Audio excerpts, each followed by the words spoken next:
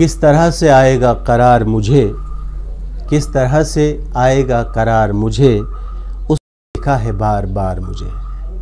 किस तरह से आएगा करार मुझे, उसने देखा है बार बार मुझे। खो गया हूँ गमों के सहरा में, तू कहाँ है ज़रा पुकार मुझे। अस्सलाम वालेकुम, वेरी गुड मॉर्निंग और नमस्कार, आदाब। मैं हूँ आपका होस्ट वहीद जिलानी, आपका मनपसंद प्रोग्राम लेके, जो कि हमारी चैनल से हर रोज़ नश्र होता है।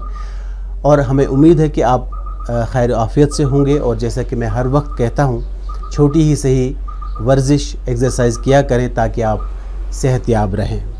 जैसा कि आपको मालूम है कि हम हर सुबह आपके सामने एक ऐसी को लाते हैं जिन्होंने अपने शोबे में नाम किया हो, काम किया हो और उनके कंट्रीब्यूशन पे बात करते हैं। आज हमने इस महकती सुबह प्रोग्राम में ऐसी शख्सियत को दावत दी है जो कि एक जम्मू कश्मीर का बहुत बड़ा नाम आर्ट कल्चर के फील्ड में, मेरी मुराद है जनाब डॉक्टर अयाश आरिफ से, जो कि एक एक्टर हैं, थिएटरिस्ट हैं, फिल्म मेकर हैं और एक अच्छे शायर भी हैं। अयाश साहब, आपका बहुत बहुत शुक्रिया इस प्रोग्राम में, और हम मशकूर हैं कि आपने अपने बिज़ी शेड्यूल से हमें टाइम दिया और हमारे साथ बात करने के लिए वक्त निकाला। आपका बहुत बहुत शुक्रिया कि आपने मुझे आज अपने स्टूडियोज़ में बुलाया, ये आपका बड़ेपन है, बहुत बहुत शुक्रिया। अयाश साहब, जैसे कि हम इस प्रोग्राम का फॉर्मेट है कि हम जो भी शख्सियत आती हैं हमारे इस प्रोग्राम में, उनकी ज़िंदगी के बारे में बात करते हैं, लेकिन सबसे पहले हम आपके जो शुरुआती, जो आपने पढ़ाई कहाँ से की, आपका बचपन कहाँ गुज़रा और आप इस फील्ड में कैसे दाखिल हो गए, उसके बारे में जानना चाहेंगे।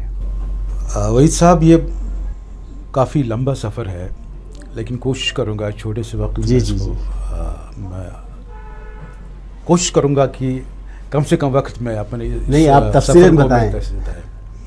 हुआ ऐसा कि मैं एक ऐसे माहौल में पैदा हुआ हूँ, एक ऐसे इलाके में पैदा हुआ हूँ, मेरे आसपास आर्ट, कल्चरल, लिटरेचर के दिग्गज लोग रहते थे। अच्छा, ये मेरी मुराद है, मैं जो जहाँ मेरा जन्म हुआ है वो जैंदर मोहल्ला एरिया में, जी, डाउनटाउन जैंदर मोहल्ला एरिया में, वहाँ मैंने जन्म लिया है।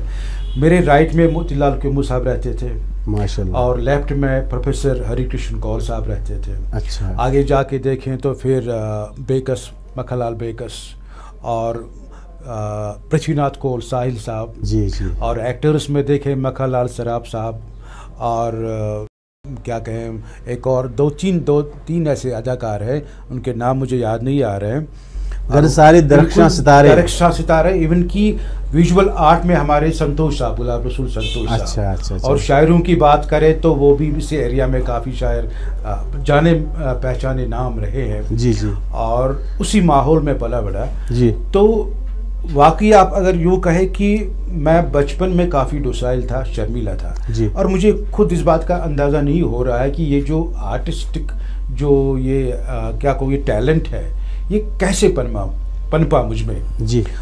कभी मैं अपने आप से भी ये क्वेश्चन हूँ कि वाकई में मतलब कि काफ़ी डोसाइल हूँ, नेचर से भी डोसाइल हूँ, लेकिन जब कोई भी किरदार मुझे निभाने का मौका मिलता है, चाहे वो किसी टाइप का किरदार हो, कोई भी शेड उसमें हो, तो जब मैं वो किरदार उसमें अपने आप को डालता हूँ तो ये ऊपर वाले की मेहर है, तो मैं फिर उसी रंग में ढल जाता हूँ जी। दरअसल बात यह कि हमारे उस एरिया में काफ़ी थिएटर ग्रुप हुआ करते थे। अच्छा, तो ये दौर था हमारी थिएटर मूवमेंट का एक सुनहरी दौर जी।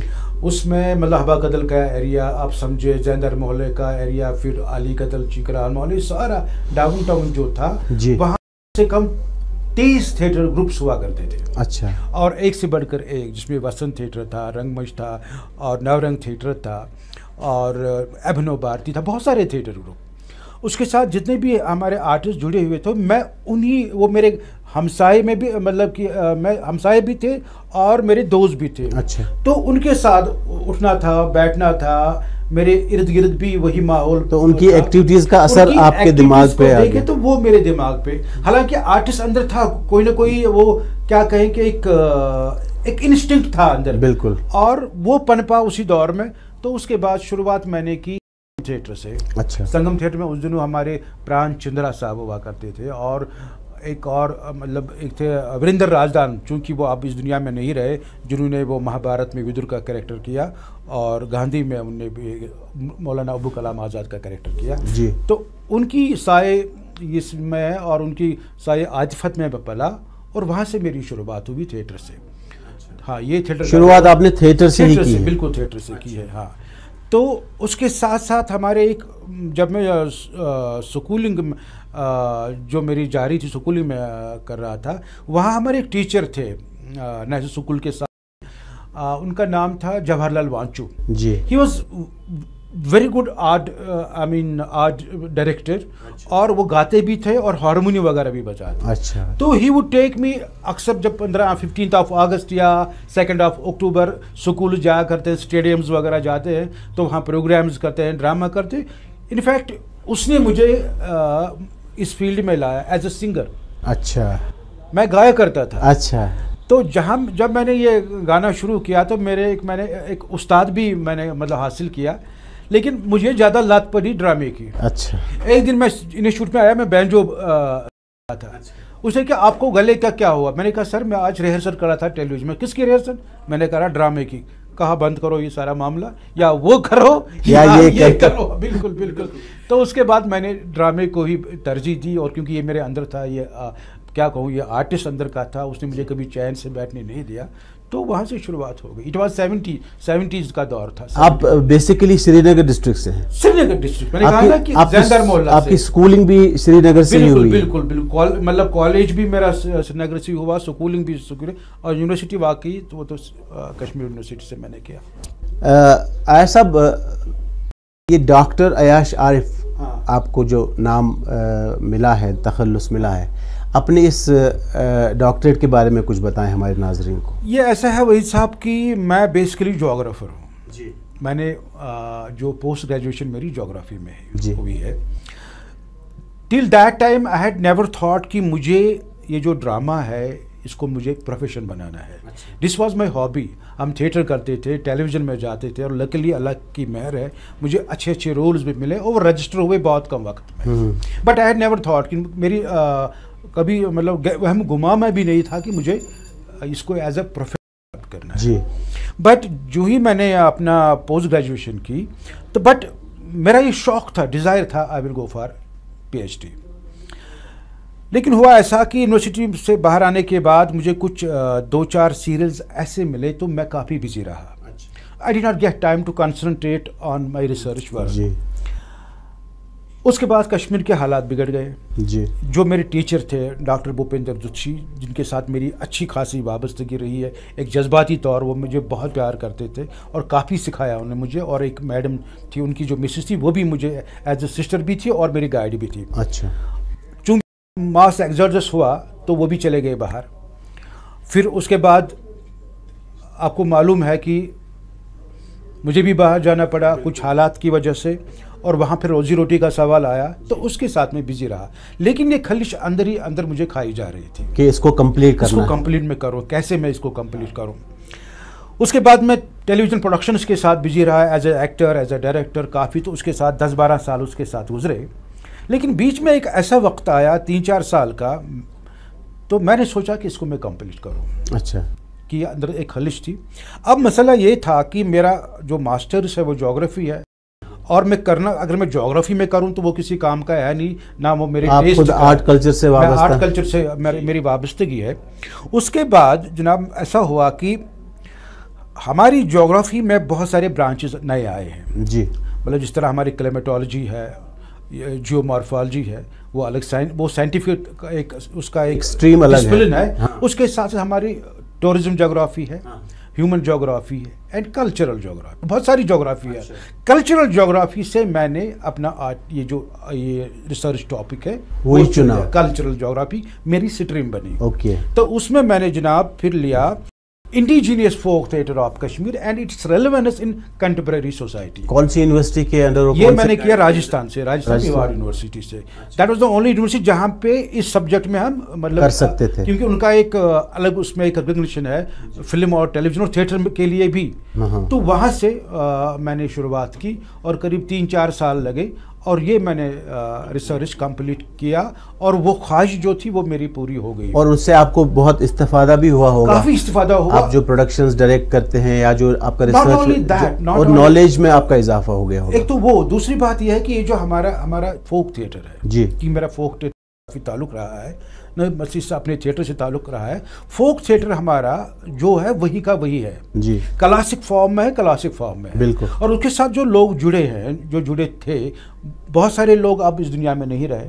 उनकी जो यंगर जनरेशन है वो, उन्हें लग रहा है कि इससे हमारा पेट नहीं पलेगा जी, तो आहिस्ता आहिस्ता ये फोक जो है ये डिमिनिश हो रहा है। ओके। मतलब कोई डोल बजाने वाला वो नहीं रहा, कोई ये सुरने बजाने वाला जो रिवायती हमारे रिवायती जो है। तो उसके बाद मैंने सोचा कि why not to, we will keep, इसको जो फॉर्मेट है वही करेंगे लेकिन इसको हम नए सांचे में डालेंगे, उसका जो बेस वही रहेगा।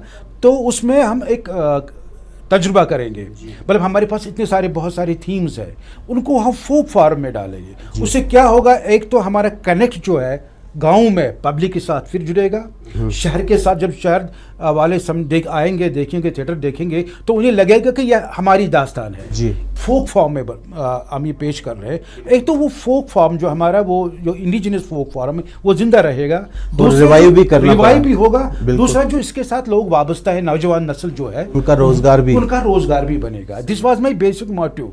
और what is the role of electronic media and other social to develop this form, to provide a platform for younger generation। तो इस पे मैंने काम किया है।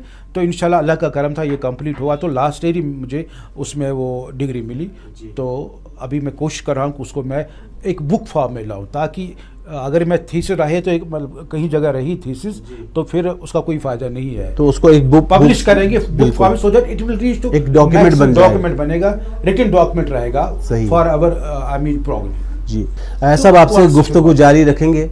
यहाँ वक्त हुआ चला है एक ब्रेक का।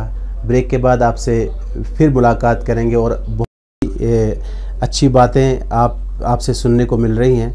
तो नाज़रीन, चलते हैं एक ब्रेक पे और ब्रेक के उस पार अपने मुअज़्ज़ज़ मेहमान जनाब डॉक्टर अयाश आरिफ से गुफ्तगू जारी रखेंगे।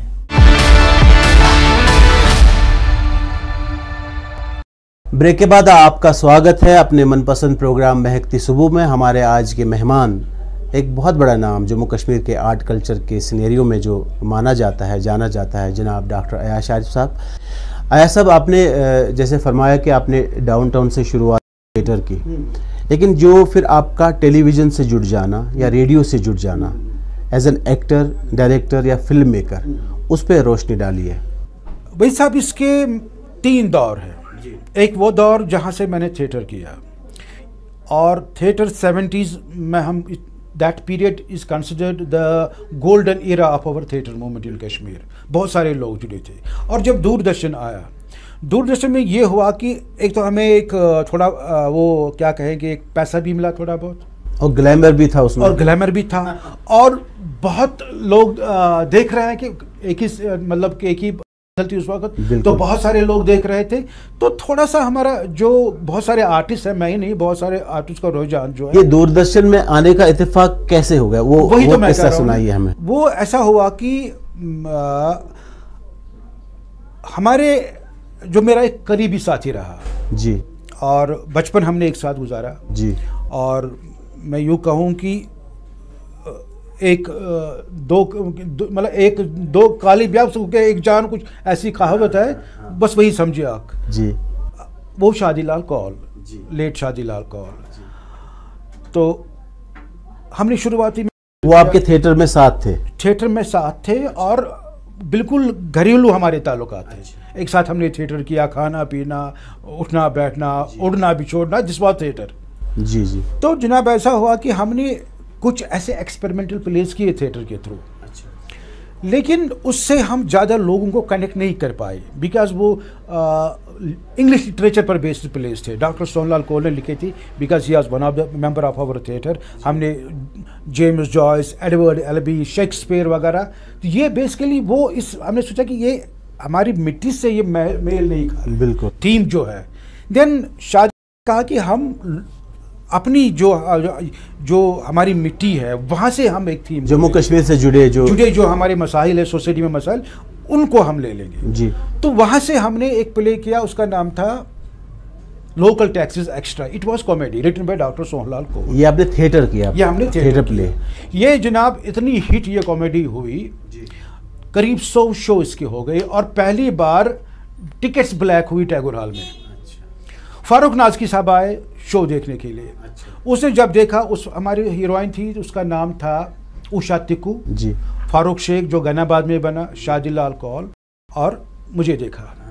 उसने वहाँ से हमें उठाया और टेलीविज़न ले आए। अच्छा। शबरंग चल रहा था उन दिनों फोर्टनाइटली, बहुत ही मशहूर शबरंग सीरियल चल रहा था। उसने हमारी फैमिली को उसमें इंट्रोड्यूस किया। उससे पहले मैंने छोटे छोटे रोल्स किए थे दूरदर्शन के लिए, but they were not recognised. यहाँ से हमारी फैमिली हुई। उषा तिक्कू का नाम रहा बेगम सलाह, मतलब एक बड़ा ब्रेक आपको शबरंग में मिला जी। उषा तिक्कू का नाम रहा बेगम सलाल, शाहजीलाल का रहा शमसुद्दीन, फारूक शेख का गन्ना, और मेरा अपना ही नाम रहा। अच्छा। वहां से लोगों में काफी वो क्या कहेंगे एक रिकॉग्निशन मिली हमें। वो जो हिट हुआ, मतलब कि वो फिर 104 एपिसोड पहला टेलीविजन की हिस्ट्री में सीरियल है, मतलब कि जो 104 एपिसोड पे खत्म हुआ। तो उसके बाद बहुत सारे और सीरियल आए, जिसमें ईमानदार आया, शिबिर साहब ने जो डायरेक्ट किया, और इंसाफ आया, अशोक जेलखानी साहब का एक, और बहुत सारे उनके प्लेस के, जैक्सन जोशी हमारे एक प्रोड्यूसर थे, उन्होंने भी मुझे एक सीरियल में हीरो लिया था। लेकिन शबरंग से हमारी लोगों में एक पहचान बन गई। आया सब, जैसा कि आप जानते हैं कि रेडियो एक बहुत बड़ा मीडियम माना जाता है आर्ट कल्चर के हवाले से, तो रेडियो से कहाँ और कब जुड़े आप? देखिए, ये radio, theatre and television, they are 3 different medium, और हर एक का अपना एक तकद्दुस है, हर एक मीडियम का अपना एक स्टाइल है। रेडियो में उन दिनों प्राण किशोर साहब हमारे प्रोड्यूसर हुआ करते थे हमारे। मैं उन्हें कहता हूँ कि he is Bhishma Pitamah of our radio drama. मतलब उनका नाम सुनते ही हमारी पूरी बॉडी में थरथराहट पैदा होती थी, हम कांपते थे उसके रूम में जाने के लिए। बड़ी कोशिशों के बाद मैंने ऑडिशन किया वहाँ पे, मैं ऑडिशन में पास हुआ। ऑडिशन में जब पास हुआ तो पहली बार जो कैरेक्टर मिला वो एक ड्रामा था 83-84 में शायद जी, वो मेन रोल मिला।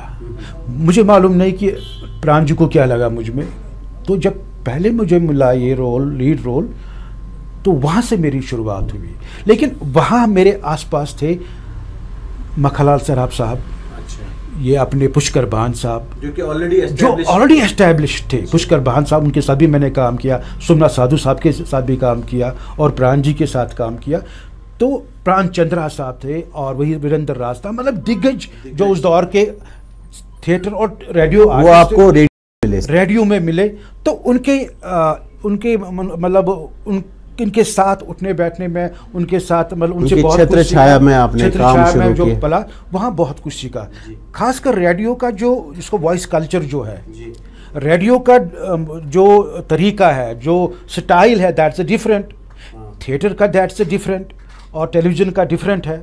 और इन तीनों को जब हमने थिएटर भी किया है, वी आर लकी एनफ, हमने रेडियो भी किया, हम टेलीविज़न भी कर रहे थे, तो तीनों मीडियम का हमने अपने स्टाइल को मेंटेन करना होता था। कि ये नहीं कि मैं रेडियो एक्टिंग करूं स्टेज पे तो लोग कहेंगे नहीं this is radio acting you are doing. लेकिन ये मौका हमें मिला इन लोगों के साथ उठने सीखने का। वहाँ से हमने रेडियो से मैंने खासकर लैंग्वेज के बारे में सीखा, डायलॉग डिलीवरी के बारे में सीखा, वॉइस कल्चर के बारे में सीखा, और ख़ासकर एक डिसिप्लिन जो वहाँ का था हो रहा टेलीविज़न का, सॉरी रेडियो का उस दौर में, कि it was considered the best, I mean centre radio Kashmir. बहुत सारे लोग बाहर से भेजे जाते थे यहाँ फॉर ट्रेनिंग के लिए। तो और मयार उसका था ज़बरदस्त, चाहे वो रेडियो टॉक हो, चाहे वो मुशायरा हो, चाहे ड्रामा हो।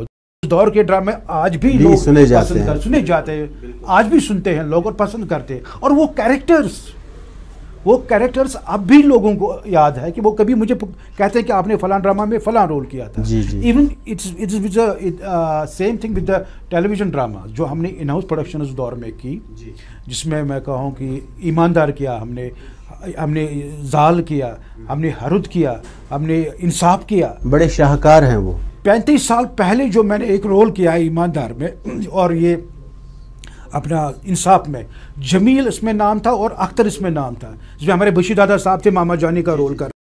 आज भी हमें लोग कहते हैं कि हमें वो सीडी चाहिए, वो हम देखते हैं, आपको वो उन्हीं नामों से पुकारते हैं। सही है।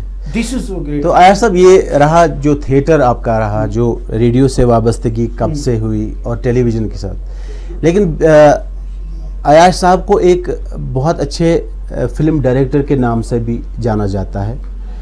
फिल्म मेकिंग, एक तो एक्टिंग करना हुआ, फिर अपनी प्रोडक्शंस को प्रोड्यूस करना, डायरेक्ट करना, ये सिलसिला कैसे शुरू हुआ और वहाँ से क्या अचीवमेंट्स हैं आपके, उनके बारे में बता दीजिए। ये भी एक खासकर मेरे साथ एक ज़बरदस्त, एक मैं ये कहूँ कि एक इंसिडेंट हुआ है ना। पोस्ट ग्रेजुएशन तक I had taken it as a hobby. ये मेरी हॉबी थी, मेरा मशगला था। थिएटर करना, टेलीविज़न जाना, फिर स्टेज प्लेज करना, ये एक शौक़ था जी।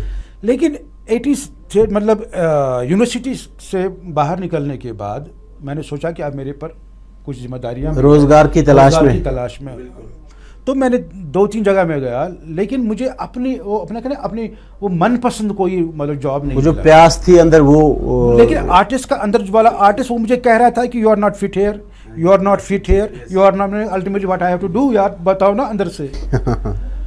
फिर इट वाज 88 में शबीर मुजाहिद साहब, डॉक्टर सोहनलाल कौर, राजेश कौल और अशोक जेलखानी साहब, इन लोगों ने मुझे मशवरा दिया, अशोक जी ने खासकर, Arif, whatever you have to achieve that you have achieved in the valley. अच्छा, इधर you move out of valley and make your career और decide to go somewhere else. मैंने कहा मैं क्या कहूँ सर। हम गए आहदूस होटल में, चाय मंगवाई उन लोगों ने, तो सोहनलाल जी उठे, उसने मेरे इसमें कप में कुछ दूध और डाला, कहा कि ये शुरुआत है, you will become the outside producer for Doordarshan. Okay. 88। मैंने कहा यार यहाँ तो कुछ नहीं, ऐसा कोई माहौल नहीं है, ऐसा कुछ अपॉर्चुनिटी नहीं है, अपॉर्चुनिटी नहीं है, मैं हाउ कैन आई मतलब कि take it as a profession.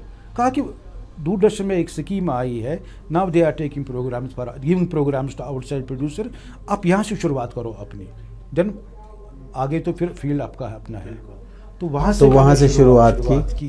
That time it was very hot decision for me to I mean take this field as an profession. But I had only मतलब got some chances. मुझे chance मिला था अपने state government में job करने के लिए, मुझे अच्छे ऑफर्स भी आए थे। उसकी खास वजह यह है कि मैं किसी हद तक सियासत से भी मेरा ताल्लुक जुड़ा था। यूथ फेडरेशन वगैरह हुआ करती, तो वहाँ से अली मोहम्मद सागर साहब, मुबारक गुल साहब और बहुत सारे लोग, मैं उस वक्त बहुत छोटा था, उनके साथ भी उठता बैठता और उन्होंने कहा कि हम आपको तहसीलदार का जॉब भी मिला, अच्छा, नायब तहसीलदार का जॉब भी मिला और assistant director hospitality and protocol भी का भी ऑफर मिला। लेकिन मैंने this is not my cup of, मैं नहीं बाहर सकता हूँ, पटवारी से मेरा झगड़ा होगा और मैं ये this is not my cup of T. मैंने घर वालों को कहा आई विल अडॉप्ट दिस। मेरे फादर काफ़ी, अल्लाह उन्हें मगफरत अता करे, काफ़ी सीधे साधे। मैंने कहा you do whatever you want to do, मेरी तरफ से कोई ऐसी प्रॉब्लम नहीं है, बट अपनी इज़्ज़त का भी ख्याल रखना और हमारे घर की इज़्ज़त का भी, क्योंकि जाहिर सी बात है ड्रामे को यहाँ से ठीक निगाह से नहीं, बिल्कुल वो सोशल बिल्कुल। मैंने कहा बाबा बिलीव मी, मैं कोई गलत काम नहीं करूँ, बट ही हैड कॉन्फिडेंस मी। तो फिर मैंने वहाँ से शुरुआत की एज ए डायरेक्टर और प्रोड्यूसर, पहले डायरेक्टर नहीं प्रोड्यूसर। फिर मैंने इन दोस्तों का साथ लिया, उन्होंने मुझे सिखाया, मैंने इन लोगों से सीखा, because they were the James of television productions. जिस तरह मतलब ये अपने राजेश कौल साहब है, शबीर मुजाहिद, अशोक जेलखानी साहब है, तो उनके साथ काम करने का मौका मिला, तो आपने उनसे मैंने बहुत कुछ सीखा। तो वहाँ से सीखने के बाद फिर जब मैंने 3-4 प्रोडक्शन एज ए प्रोड्यूसर पेश की, उसके बाद मैंने हाथ साफ किया, शुरुआत की एक सीरियल से, ये मैं डायरेक्ट करूँ। जब मैंने वो सीरियल डायरेक्ट किया उसका बहुत अच्छा रेस्पॉन्स मिला, कमेंट्स आए नहीं it's good, then I thought no I have rather achieved that command जी कि I will direct now an artist. तो अल्लाह का करम है, आप लोगों का प्यार है, तो मेरी व्यूवर्स का प्यार, उनकी मोहब्बत है, मैंने जितनी भी प्रोडक्शंस की को प्यार मिला और पसंद आई। खासकर मेरा ये वहीद साहब एक बचपन से शुरू से मेरा ये एक जज्बा रहा है कि इधर through artistic point of view और प्रोडक्शन एज अ डायरेक्टर कि I must serve to my society, okay I should give such a production जिसमें कोई ना कोई एक मैसेज हो, कोई ये सीख हो लोगों के लिए। ऐसा तो आपसे गुफ्तगू जारी रखेंगे। यहाँ वक्त हुआ चला है एक ब्रेक का, ब्रेक के बाद आपसे फिर मुलाकात करेंगे और बहुत ही बातें आपसे सुनने को मिल रही हैं। तो नाज़रीन चलते हैं एक ब्रेक पे और ब्रेक के उस पार अपने मुअज़्ज़ज़ मेहमान जनाब डॉक्टर अयाश आरिफ से गुफ्तगू जारी रखेंगे। ब्रेक के बाद आपका स्वागत है अपने मनपसंद प्रोग्राम महकती सुबह में। हमारे आज के मेहमान एक बहुत बड़ा नाम जम्मू कश्मीर के आर्ट कल्चर के सिनेरियो में जो माना जाता है, जाना जाता है, जनाब डॉक्टर अयाश आरिफ साहब। अयाश साहब, आप अपने कैरियर के बारे में बहुत खूबसूरत बातें हमें सुनने को मिली, हमारे व्यूअर्स महसूस हो रहे होंगे। अब थोड़ा सा आपके करियर से हट के मैं बात करना चाहता हूँ आपसे। मुझे आप ये बताइए कि जम्मू कश्मीर में बहुत टैलेंट है, जैसे सभी कहते हैं, बिल्कुल, लेकिन वो मौके, वो प्लेटफॉर्म्स प्रोवाइड नहीं हो पाते हैं जिनसे उनका टैलेंट और निखरे या वो दुनिया भर में अपना टैलेंट एग्जिबिट करें। आप क्या समझते हैं कि यहाँ के टैलेंट को, चाहे वो किसी भी आर्ट फॉर्म है, थिएटर में एक्टिंग करना चाहते हैं, राइटिंग में है, सिंगर है, म्यूजिशियन है, व्हाटएवर, या कोई बहुत अच्छा पेंटर भी है, हमारे जम्मू कश्मीर में आप एक कल्चरल एक्टिविस्ट भी, आप बहुत सारा काम करते हैं हमारे आर्ट कल्चर को प्रमोट करने के लिए। उस तजुर्बे के बिना पे हमारे नाज़रीन को बताएं कि हमें क्या एफर्ट्स करने चाहिए ताकि हमारा जो ये ख़जाना है टैलेंट का हर शोबे में, इसको हम दुनिया भर में फैलाएं और लोगों के सामने ला सकें। देखिए वहीद साहब, आपने बहुत अच्छी बात कही कि हमारे पास बहुत टैलेंट है, talent in abundance I can say, because I have been मतलब जज इन सो मेनी इवेंट्स जी। मैं कॉलेज में गया और स्कूलों में गया, हमारे बच्चे इतनी ज़हीन है, हमारी बच्चियाँ इतनी ज़हीन है और उनके पास इतने खूबसूरत आइडियाज़ हैं जी। लेकिन प्रॉब्लम हमारे पास क्या है जो मुझे महसूस हो रहा है, लाइक अदर स्टेट्स जी, आपको हर एक स्टेट में कहीं ना कहीं आपको इंस्टीट्यूट मिलेगा, प्रोफेशनल इंस्टीट्यूट, ड्रामा इंस्टीट्यूट मिलेगा, आपको म्यूजिक इंस्टीट्यूट मिलेगा, आपको विजुअल आर्ट में कोई ना कोई इंस्टीट्यूट मिलेगा जहाँ बच्चे ट्रेनिंग लेते हैं, ट्रेनिंग लेंगे, जहाँ फाइन ट्यून जहाँ होते हैं, फाइन ट्यून होंगे कि फाइन ट्यून होना बहुत ज़रूरी है। बिल्कुल सही। अब दूसरी प्रॉब्लम क्या है, दूसरी प्रॉब्लम आजकल की जनरेशन के साथ ये है कि वो ओवरनाइट बहुत कुछ कमाना चाहते हैं। और ये जो आप ये कहना चाहते हैं कि पेशेंस नहीं, नॉट ओनली पेशेंस, ये जो ये हाथ में आया ना, ये this is complete, I mean television centre और ए चैनल, यहाँ से वो क्या करते हैं, जो जी में आया वो अपलोड किया, लेकिन आइडियाज तो बहुत खूबसूरत होते हैं, लेकिन उसको ट्यून करना है, उसको कहना कि इसको सही एडिटिंग कैसी होगी, सही म्यूजिक कैसा होगा, खासकर इसका कंटेंट जो है, वो जो मैं अपलोड कर रहा हूँ वो क्या है, क्योंकि मेरी सोसाइटी को अगर मैं गलत कंटेंट करूँ उसका बुरा असर सोसाइटी पे पड़ेगा, अगर मैं सही कंटेंट अपलोड करूँ उसका अच्छा असर पड़ेगा। लेकिन ये चीज़ें उनको मालूम नहीं है, ये चीज़ें उन्हें तब मालूम जब हम उनको फाइन ट्यून करेंगे जी। हमने कई बार यहाँ के जो बरसरदार लोग रहे, अथॉरिटीज़ रही हैं, उनसे हमारी काफ़ी बहुत बार मुलाकात हुई, उनसे हमारी डिस्कशंस हुए, हमने काफ़ी मिन्नतें की उनको कि कम से कम 2-3 सेंटर हमें यहाँ पर दे दीजिए आप। मतलब मैं एक सिंपल सी मिसाल दूँ आपको। आपका कहने का मतलब है कि इंस्टीट्यूशंस या एकेडमीज जी, लाइक अभी यहाँ पे हमारा ये नेशनल स्कूल ऑफ ड्रामा खुला, उसको थोड़ा सा और वसी करना है ताकि जितने भी हमारे बच्चे हैं वो आ जाएं और वहाँ ट्रेन हो जाएं, उनका जो टैलेंट है वो निखर आएगा।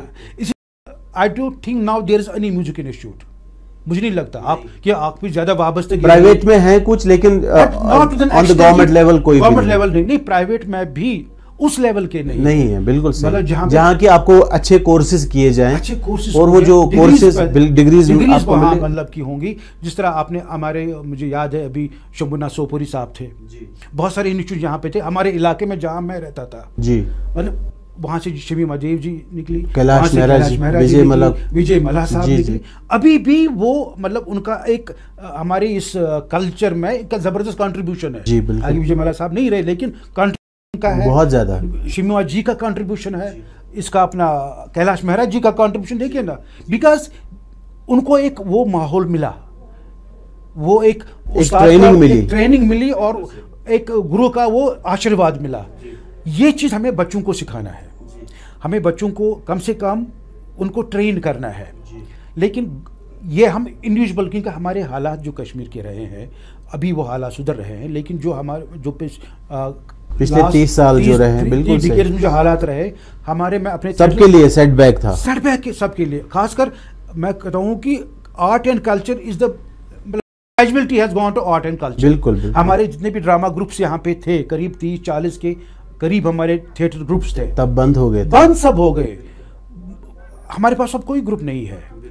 अब हम गवर्नमेंट से, एकेडमी से करते हैं इल्तिजा की आप हमें स्पेस दीजिए ताकि हम वहाँ पर रिहर्सल करें। अब दूसरी एक ट्रेजेडी हो गई, ये गवर्नमेंट को मैं इस चैनल की वसातत से गवर्नमेंट से इसदा करता हूँ, गुजारिश करता हूँ कि ये जो यूनियन टेरिटरी बनने के बाद जी हमारे जो हमारे साथ जिनके साथ हमारी वाबस्तगी रही है, आर्ट एंड कल्चर की वाबस्तगी रही, मतलब एकेडमी, जैन की एकेडमी, उसको नए सिरे से मतलब उसको क्या कहेंगे, ऑर्गेनाइज करना है। बिल्कुल। और क्योंकि हमारी वाबस्तगी उसके साथ है, NZCC वो यहाँ पे था, उनका ऑफिस बंद पड़ा है। ICCR जहाँ पे हमारे आर्टिस्ट, हमारे फोक आर्टिस्ट, एक बड़ी विंडोज थी, बड़ी विंडोज थी जहाँ पे हम, उसके बाद जो एक और विंडो जो हमारे थी उसका पता नहीं उसकी क्या वजह है, गवर्नमेंट ने उसको क्यों फिलहाल अबेंस में रखा, that is DD Kashir television centre से, क्योंकि टेलीविजन सेंटर में अगर वो लोग बच्चे आते वो भी वहाँ पे अपना बिल्कुल, वो तो प्रैक्टिकल है, वहाँ वो तो प्रैक्टिकल है, बिल्कुल सही। एंड दूसरी बात है, other than Doordarshan we don't have any other private channel.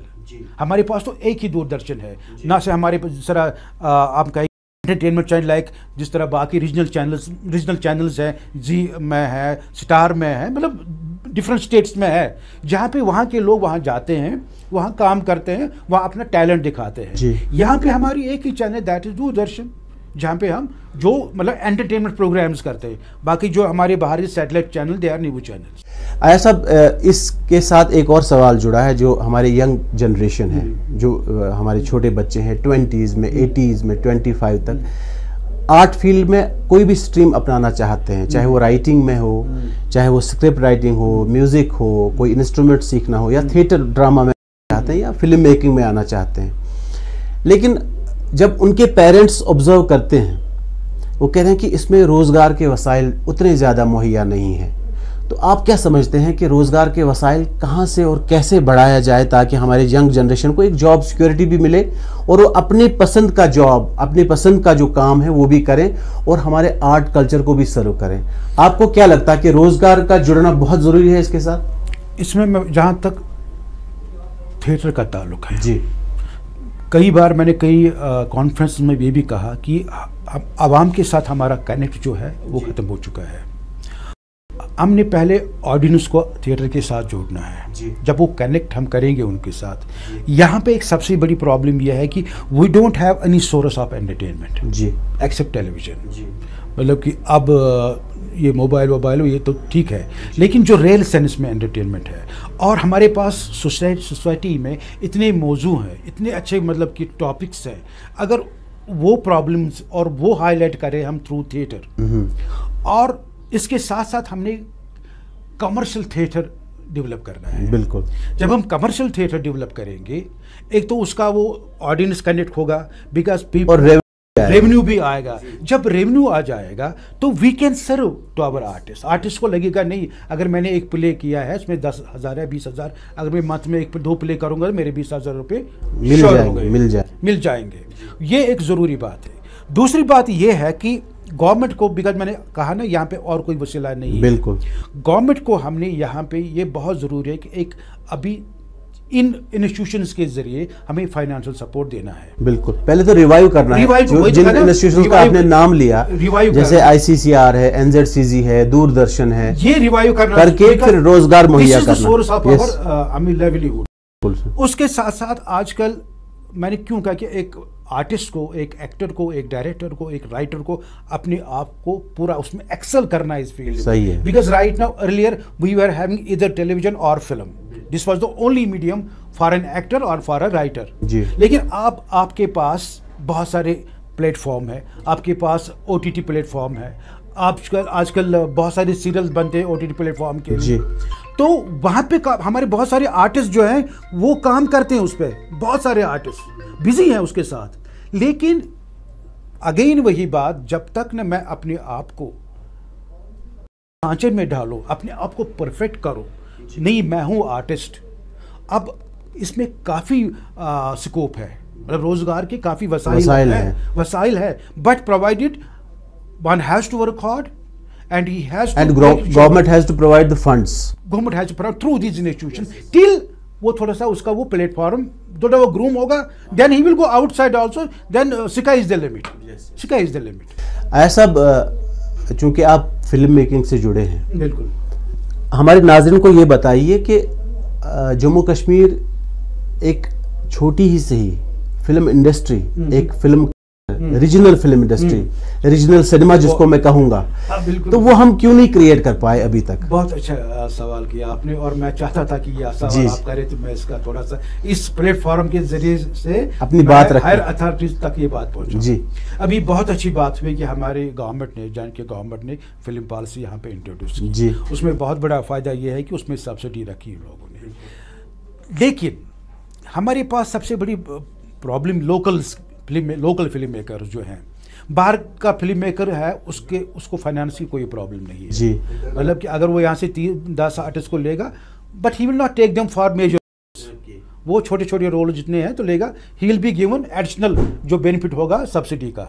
लेकिन for example if I want to make a film, मैंने गवर्नमेंट से भी कहा, इसदा की और कई सेमिनार्स में भी ये कहा कि आपने जो इस फिल्म पॉलिसी में रखा है, सब्सिडी रखी है से 5,000 करोड़ फॉर 5 years जी, हमारी ये गुजारिश रहती जो 1,000 करोड़ जो है उसमें सिर्फ आप 20 या 30 करोड़ ऐसा करें, उसको आप रखें financial support as a soft loan, okay, not यही कि आप दे दो तो आपने पैसे लिए, एज सॉफ्ट लोन। उससे क्या होगा, जब मुझे फाइनेंशियल सपोर्ट मिलेगा तो मैं इस काबिल हो जाऊंगा, मैं फिल्म लॉन्च करूंगा। जब मैं फिल्म लॉन्च करूंगा, थोड़ा सा अपना भी पैसा डालूंगा उसमें, तो ये फिल्म बनेगी, तो रीजनल फिल्म बनेगी। उसके साथ क्या होगा, हमारे जो लोकल टैलेंट हमारा एंगेज हो जाएंगे, हमारा जो फिल्म मेकिंग के जितनी भी बहुत सारे डिपार्टमेंट्स है, मतलब मेकअप है, कॉस्ट्यूम है, कैमरा है, टेक्नीशियंस है, एवरीबडी विल गेट एब्जॉर्ब्ड, जो लोकली एब्जॉर्ब होंगे। तो वहाँ से शुरुआत होगी, जिस तरह हमने पहले टेलीविजन की जैसी इंडस्ट्री बनी थी, वो लोग तब जाके होंगे when I will be produce the film, because I don't have any other financial institution, neither bank nor any other private institution जो मुझे फाइनेंस करेगा। बिल्कुल, ये एक तो पैसा हम वापस देंगे उनको, गवर्नमेंट को जो सॉफ्ट लोन मिलेगा, दूसरा जो सब्सिडी मिलेगी उससे भी फायदा होगा। और मुझे लगता है this is the only way जहाँ से हम एक जो रीजनल सिनेमा जो हमारा है उसको ग्रूम करेंगे। हाँ कि बाहर से लोग आते हैं जी, वो यहाँ पे लोकेशन पे शूट करते हैं, यहाँ पे लाइन प्रोड्यूसर्स भी हैं, टैलेंट प्रोवाइड कर, मुझे भी परसों जाना एक शूट पे बाहर एक फिल्म के लिए, बट यहाँ का जो आर्टिस्ट है, राइटर है, उनको गवर्नमेंट की सहायता चाहिए। Government just give us film making में, just give us a soft loan. अगर ये 20 करोड़ ही देंगे, 20 करोड़ में कम से कम 3 फिल्में बनेंगी। एक तो रीजनल लैंग्वेज भी डेवलप होगी जी, और दूसरा रीजनल सिनेमा भी डेवलप होगा, और यहाँ के बहुत सारे लोग उसके साथ वाबस्ता होंगे, और एक रोजगार का एक ज़बरदस्त जरिया बनेगा। सब आपसे गुफ्तगू जारी रखेंगे। यहाँ वक्त हुआ चला है एक ब्रेक का, ब्रेक के बाद आपसे फिर मुलाकात करेंगे और बहुत ही अच्छी बातें आपसे सुनने को मिल रही हैं। तो नाज़रीन, चलते हैं एक ब्रेक पे, और ब्रेक के उस पार अपने मुअज़्ज़ज़ मेहमान जनाब डॉक्टर अय्याश आरिफ से गुफ्तगू जारी करेंगे।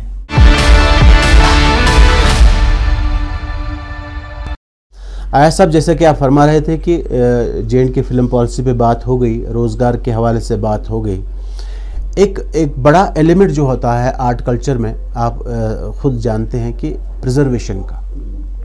आजकल दुनिया भर में डिजिटाइजेशन का ज़माना है। क्या आप मुतमईन हैं कि हमारा जो आर्ट कल्चर है, हमारे जो लेजेंडरी आर्टिस्ट हैं किसी भी फील्ड में, उनका कंट्रीब्यूशन डिजिटाइज या प्रिजर्व सही तरीके से हो रहा है? अगर नहीं हो रहा है तो क्या इक़दामात लेने चाहिए हमें? नहीं, ये मेरी बड़ी मायूसी के साथ मुझे कहना पड़ता है कि हमारे जो लेजेंडरी आर्टिस्ट रहे किसी भी आर्ट फॉर्म में उनका डिजिटाइजेशन नहीं हुआ है, प्रिजर्व नहीं हुआ, उनके प्रोग्राम प्रिजर्व नहीं हुए। एक्सेप्ट एक दो फिल्में जो बनी हैं वो अपना जो इधर साहित्य एकेडमी ने बनाई हैं और या संगीत नाटक एकेडमी या अपना minister of culture government of India ने बनाई, और यहाँ स्टेट लेवल पे ऐसे या ये जो यूनियन टेरिटरी के लेवल पे ऐसा हुआ नहीं। हमारे पास अभी ऐसे मतलब दरख्शंदा सितारे हैं, मतलब जिनसे मतलब हमारी पहचान है, उनका जो कंट्रीब्यूशन है इतना ज़बरदस्त है, लेकिन वो अभी उनका जो कंट्रीब्यूशन है ना तो उनको डॉक्यूमेंट किया गया है और ना वो कहीं पे मौजूद है। या ये जो लेजेंडरी आर्टिस्ट इस दुनिया में अभी नहीं है उनका भी यही हाल बिल्कुल है। सही है। इस ज़िम्न में एक कोशिश हमने की थी through academy, J&K cultural academy के ज़रिए से हमने सोचा था कि एक सेल क्रिएट करेंगे वहाँ पे और हम ये बायोपिक्स मतलब बनाएंगे किसी भी आर्ट फॉर्म से जो हमारे दिग्गज कलाकार रहे, दिग्गज आर्टिस्ट रहे हैं, तो उनको हम रिकॉर्ड करेंगे, फिर वो एक प्रिजर्व रहेगा ताकि हमारे जो नए बच्चे हैं या कमिंग जनरेशन है उनको पता चले कि ये लोग कौन है, इन्होंने क्या कंट्रीब्यूट किया। कोई रिसर्च करना चाहिए बिल्कुल किसी भी सब्जेक्ट पे, और रिसर्च लिटरेचर के बारे में या थिएटर के बारे में या विजुअल आर्ट के बारे में या म्यूजिक के बारे में, तो उसके पास रेडीमेड मटेरियल होगा। गर्ल्स इस पे बहुत काम करने की गुंजाइश है, इस पे बहुत काम करने की ज़रूरत है। इसमें कोई एनजीओ या कोई ऐसा करेगा, ये गवर्नमेंट लेवल पे ही होगा। और इसमें मिनिस्टर ऑफ कल्चर जो हमारी यहाँ की है, गवर्नमेंट की, जे.एंड.के गवर्नमेंट की जो मिनिस्टर ऑफ कल्चर है वो कर सकते हैं through cultural academy, because cultural academy के पास ये मैंडेट है। जी, वो कर सकते हैं। मैं अगेन इस प्लेटफॉर्म के ज़रिए से जो हमारे अथॉरिटीज़ हैं उनसे गुजारिश करता हूं कि ये मतलब बहुत ज़रूरी और इंतहाई ज़रूरी ये मतलब कि काम होगा, है स्टेप, इम्पोर्टेंट स्टेप।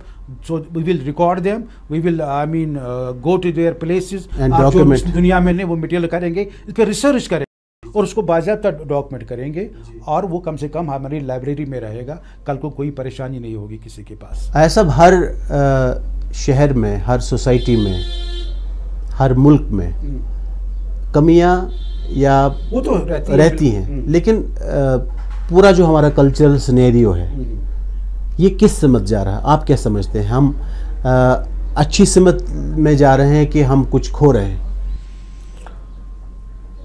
ये ऐसे सवाल पूछा आपने, अगर आप ईमानदारी से चाहते हैं, मैं ईमानदारी से जवाब दूं इसका। अभी इस वक्त जो कल्चर के साथ हो रहा है वो इसके साथ मजाक हो रहा है। अच्छा, कल्चर जो मैं जानता हूं अपनी मिट्टी के बारे में, इसकी खुशबू के बारे में, वो मुझे मालूम है कहाँ से कौन सी किस फूल की खुशबू आ रही है जी, ये मैं एहसास कर सकता हूँ। अच्छा, लेकिन आई एम नॉट अपोजिंग, मैं बाहर के आर्टिस्टों को अपोज नहीं कर रहा हूँ। They have every right to come, they are coming here, they let them perform. हम सीखेंगे, कल्चरल एक्सचेंज होना ही चाहिए, एक्सचेंज होगा।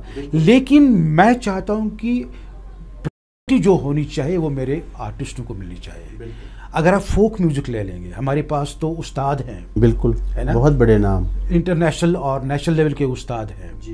हमारे पास अगर आप फोक थिएटर के बारे में लेंगे वो हम आप ही है, हमारे विजुअल आर्ट में ले लेंगे। ये जो आजकल इवेंट्स हो रहे हैं, I feel there is less participation of locals and more participation. आप चाहते हैं कि यहाँ रीजनल लेवल पे जो आर्टिस्ट हैं उनको भी उनको उसमें ज्यादा मौका मिले, और वही उनको इज्जत मिले जो हम बाहर वाले आर्टिस्ट को देंगे। इफ वी आर गिविंग से ₹1,000 to outsider, we will have to give ₹1,000। There should be no discrimination, there should be no discrimination, because मेरे आर्टिस्ट के पास वो वसाइल नहीं है। मेरे आर्टिस्ट के पास वो आज पिछले 3 दहाइयों से वो जूझ रहा है, मतलब कि ऐसे हालात से वो उसके पास इतनी प्रॉब्लम्स है, कमियां है। It's is very difficult for him to earn his livelihood. जी, उसकी नज़र सिर्फ एकेडमी पे है, टेलीविजन पे है, रेडियो पे है, और कोई वसीला उसके पास नहीं है। अगर डॉक्टर साहब मैं आपसे पूछूं, कैरियर के इस मोड़ पे आप आए हैं, इतना लंबा कैरियर है आपका, क्या आप सेटिस्फाइड हैं? अल्लाह का करम है, आई एम सेटिस्फाइड, क्योंकि जो मैंने चाहा मैंने की, ऊपर वाले का करम है, तो लोगों ने मुझे बहुत सराहा और पहचाना, और जहाँ कहीं भी जाऊँ तो 2 हाथ उठते हैं सलाम के लिए। ये करोड़ों अरबों रुपयों के बराबर है। बिल्कुल, ये एक बात। दूसरी बात है कि एजुकेशन पर कोई असर नहीं पड़ा। हाँ, लोग कहते हैं कि हम PhD करेंगे, हम वो करेंगे, फिर हम बड़े ऑफिस में जाएंगे। मेरा तो यही ओढ़ना बिछोना है, बिकॉज मेरा जहन भी हमेशा यही सोचता है। मैं जहाँ कहीं भी जाऊँ तो मैं कैरेक्टर्स को स्टडी करता हूँ, तो मैं बिल्कुल सेटिस्फाई हूँ। हाँ, ज़िंदगी के इस मोड़ पे मैं देखना चाहता था कि जो हमारी प्रोगनी है, जो हमारी यंग है, वो सही रास्ते पे जा रहे हैं, उनका एक सही दिशा उनको मिली है, लेकिन उन्हें अभी सही दिशा नहीं मिली है। वो हमें उनको भी देना है, हमें प्रोवाइड करना है, हमें उनको आगे बढ़ाना है, तब जाके ये हमें। जिंदगी के इस मोड़ पे बिल्कुल आपके दिल में क्या ख्वाहिश है, जो काम आप करना चाहते थे बहुत अरसे से अभी तक नहीं कर पाए? वाकई बताऊं मैं आपको, ड्रामे भी मैंने बहुत किए, थिएटर भी किया, लेकिन मेरी 2 प्रोजेक्ट्स हैं जो मेरे दोस्त के चले जाने से रह गए। जी, हमने उनको वो प्रोजेक्ट को तैयार किया था। मेरी 2 फिल्में हैं, रीजनल लाइफ की फिल्में हैं। अच्छा। वो मेरी ज़िंदगी का मौसिल है, ड्रीम है मेरी ज़िंदगी का। अगर वो फिल्में मैं शूट कर पाऊँ या उन्हें मैं पेश कर सकूँ, तो मेरा जन्म सफल हुआ। हमारी दुआएं हैं वो भी आप पाए तक मिल पहुँचे। जाते जाते मैं आपको एक चुटकुला सुनाऊंगा। चुटकुला नहीं, जब मेरी शादी हुई जी, तो उससे पहले मैंने स्क्रीन पे काफ़ी शादियाँ की, काफ़ी वो जो जिस तरह रहते हैं। जब मेरी शादी हुई जनाब, तो मैं ससुराल से वापस आ रहा था। उस दौर में हम जवाहर नगर में रहते थे। तो जब मैं स्कूल बोर्ड ऑफ एजुकेशन के पास पहुंचा, बच्चे खेल रहे थे। बच्चों ने देखा कि गाड़ी पर बंडी वगैरह डेकोरेशन वगैरह लगा है, तो वो आए, कश्मीरी बोलने लगा, दूल्हा महाराजा महाराजा। किसी की नज़र मेरे चेहरे पे पड़ी। अच्छा। जो ही उसने मुझे देखा, बच्चों का अच्छा ड्रामा, ये ड्रामा है। मैंने कहा यार, जिंदगी में एक बार अब असली शादी की, उसको भी आपने ड्रामा किया। ये मैं एंजॉय कर रहा हूँ, आई एंजॉय दिस। आया साहब, मेरी नॉलेज में है, वो तो है ही, लेकिन हमारे नाजरीन जानना चाहते हैं, आप एक शायर भी हैं। भले ही लोगों के सामने आपकी अभी शायरी उस हद तक नहीं आई हो, तो उस कलाम से कुछ सुनाइए। मैं शायर नहीं हूँ जनाब, लेकिन आप लिखते हैं, शौक है जी, शौक। और अचानक 1-2 बार आई। मैं एक प्रोजेक्ट पे काम कर रहा था, मिस्टिक थिएटर पे जी। बस इसमें मैं बिल्कुल ना वो तन धन मन से मैं इसमें खो गया जी। 2 साल पहले एक शेर मेरे ज़बान पे आया जी। तो मैंने इसको वही रखा। मेरा एक असिस्टेंट है, मैंने ज़रा यार लिख ले, कुछ आया मेरे ज़हन में। वो था, ऐम लोल नारन सूर कुरनम ज़ैतस, ऐम लोल नारन सूर कुरनम ज़ैतस, बाल प्योम ज़ैतस सुमदनवार। ये आ गया मुझे जहन में। 2 साल ये भूल गया सारा मामला। जम्मू में मैं फिर इसी थिएटर पे काम कर रहा हूँ, सिर्फ मिस्टिक स्क्रिप्ट पे काम कर रहा हूँ। I don't know, abruptly again one couplet struck to my mind. वो था जनाब, वंस में सूरम जाम रंगनी ना, शबनम कतर प्यो अड़फिल गुलाबस, शबनम कतर प्यो अड़फिल गुलाबस, जाम तिम सटने गो फलवा। अच्छा, ये इसकी मैं बताऊंगा, इसकी भी कहानी है। जाम तिम सटने गो फलवा, इश्क की मकाम म्यूल नहतस, बाल प्योम चता सुमदनवार। मेरे साथ एक मोहल्ले में एक बुजुर्ग नमाज मस्जिद में, उसके साथ वो गए तसव्वुफ की लाइन में गए। एक पीरियड ऐसा आया, वो फलवा वो मतलब वो दीवानगी के शिकार हो गए, दीवान की शिकार। फिर वो रास्ते में पता नहीं क्या, ए मेरे अल्लाह, ए मेरे खुदा, ये मुझे स्ट्राइक कर गया। मैंने कहा कि यार ये भी अभी सीख ही रहा था।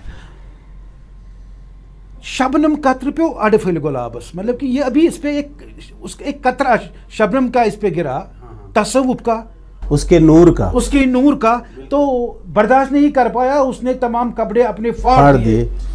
यार ये मकाम जो है ये सबों को नहीं मिलता है। बिल्कुल सही। इस तरह नहीं, ये शायरी आप जारी रखिए। मैं शायर नहीं हूँ, ये आया जहन में, फिर अपने दोस्तों को मैंने सुनाया, आपको भी सुनाया माशाल्लाह। मैं आपको नहीं, वही मद्देनजर रख के आपने इसकी कंपोजिशन बहुत प्यारी कंपोजिशन बनाई। नहीं, always pleasure sir, thank you. आया साहब, ये एक आखिरी सवाल आपसे। हाँ, बताइए। इस प्रोग्राम, अब हम आखिरी मराहिल में दाखिल हो गए प्रोग्राम के। इतने तजुर्बे के, इतना काम करने के बावजूद, उसके बाद इतनी सर्विस देने के बाद आर्ट कल्चर फील्ड में, आपका मैसेज क्या होगा हमारे लोगों के लिए, खासकर उन बच्चों के लिए जो इस फील्ड में आना चाहते हैं? इस वक्त मैं सिर्फ एक बात कहना चाहूँगा, जो मुझे अंदर ही अंदर वो ना काट रही है, वो बात ना, वो मसला काट रहा है। हमारी सोसाइटी काफ़ी खोखला हो चुकी है। मतलब हमारी सोसाइटी में मंशियात का जो ये जहर फैला जा रहा है, ये वबा फैली हुई है। और उसके बाद और ऐसे मसाइल, इंटॉलरेंस बच्चों में पैदा हो गई है, लड़ाई झगड़ा वो ख़त्म हो गया, और ओवरनाइट रिच बनना विदाउट एनी राइम और रिज, पैसा कहाँ से आया पता नहीं है। मतलब अपनी ख्वाहिशात को कंट्रोल करना, ये एक डिसिप्लिन में जिंदगी गुजारना, और पेरेंट्स को मैं खास कर कहूँगा अपने बच्चों पर नज़र रखें। Though you are busy in your day to day affairs, लेकिन बच्चे को देखिए कहाँ जा रहा है। बच्चे का दोस्त बने आप, ये तो पेरेंट्स के लिए। और बच्चों से ये कहूँगा, नौजवान नस्ल से मैं ये कहूँगा, इर्द गिर्द आप आजकल बहुत सारे ऐसे गलत मैं यूँ कहूँ के लोग भी आए हैं जो एक नौजवान नस्ल को तबाह कर दे। वो अपना घर बनाना चाहते हैं, अपना पैसा बनाना चाहते हैं, but be alert.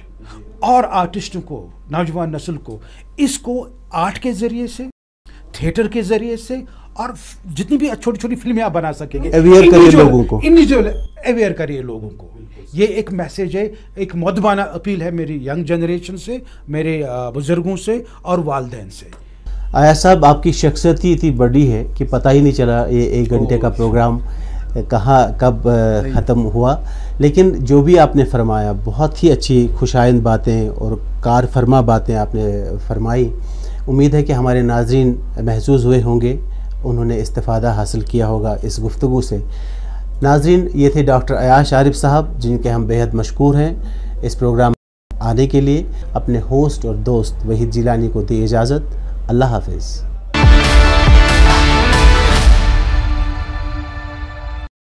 Shahid 26 states